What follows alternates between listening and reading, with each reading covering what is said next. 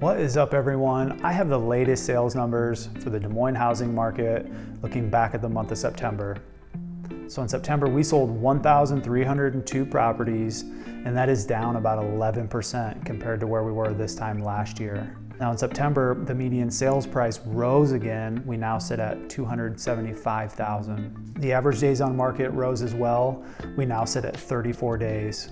If we look back a little further to 2019, our numbers are very similar to that time. So I want to talk a little more about housing in general and what we've been experiencing over the last few years and where we're headed now. So our population in Des Moines continues to grow. Our population grows roughly 10,000 people per year, and that's our metro population. It's probably realistically more than that. Why that matters is because those people need a place to live, and they have a choice to make. Are you going to rent, or are you going to buy a house?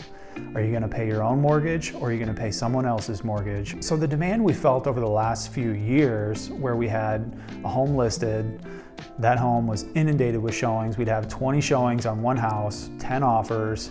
9 of those people still needed a place to live.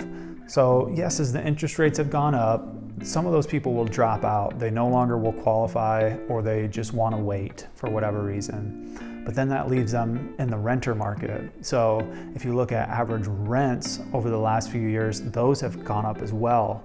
So again, I'll show a chart here. We're looking, the average rent price nationally and locally has continued to rise. And that's something that you as a renter, you have no control over.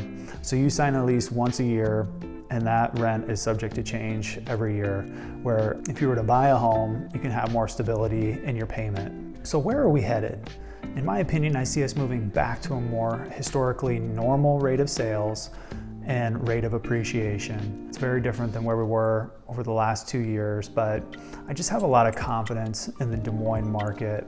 I love this city, and I put these videos out for people so that way you can make informed decisions, so that way you can decide on what you want to do and when you want to do it.